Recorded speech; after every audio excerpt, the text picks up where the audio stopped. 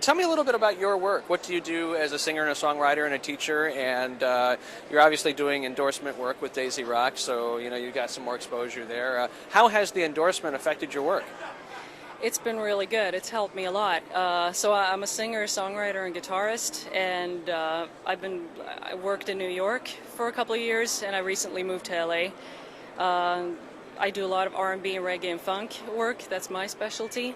And with Daisy Rock, it's been really great. I have had a chance to do TV performances, and it's been a wonderful exposure to my career as a musician. And I also got guitars that I'm very comfortable, happy playing with. So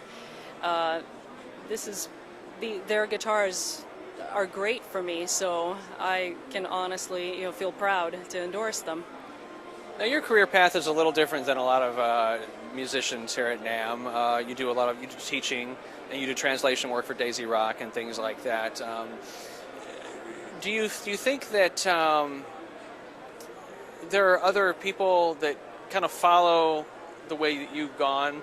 You're not. I mean, you've got your irons in a lot of different fires, and to really make it in a sort of non-traditional creative type of work, you really have to be a Renaissance person. What was it like discovering how many different things you had to do in order to keep moving forward? Well, I started out with music journalism, so alongside with music. So just the idea of selling yourself was, and you have to come up with ideas, sell articles. You have to have a creative mindset, and I think a lot of professional musicians. The teaching, writing articles for guitar magazines and stuff like that is nothing unusual. I really believe in the idea that, if people aren't giving you work, you can't just wait around. You create your own work. And it kind of started with me teaching private lessons. And at first, when I was just teaching to everybody, I had just moderate success, but when I started making a niche that was like for female students, suddenly it just bombed, it exploded.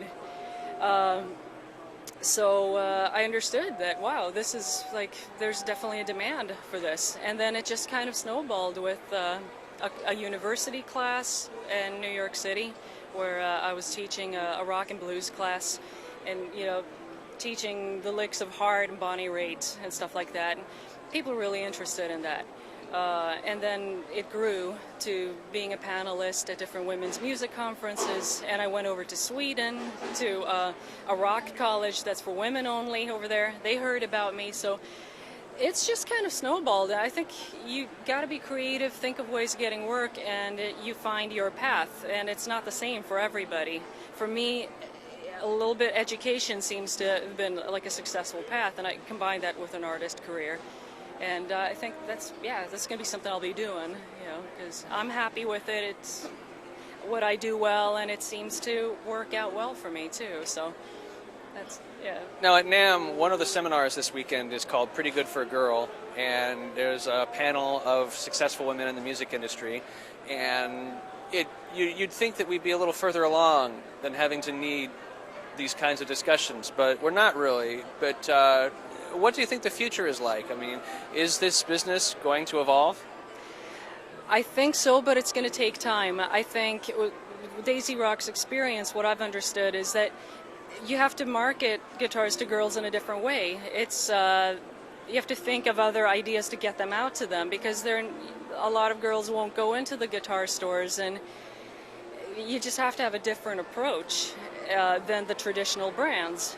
And I think a lot of guitar stores, dealers, are slowly catching on to that, because obviously they want sales. Doesn't matter if it's like male, female, or whatever, is coming in.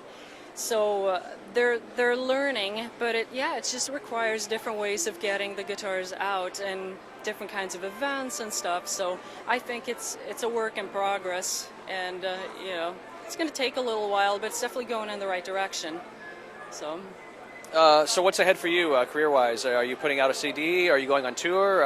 What's ahead? Yeah, I just moved to LA in July from New York City, and I'm currently doing some songwriting with Sly and Robbie, the reggae rhythm section, which is really exciting. And I'm also recording an album with a guy who's the music director with Lauryn Hill. So it's like a R&B reggae kind of roots-based album. So I'm really excited, and that's what I have in mind now. And then probably some touring in the summer and fall.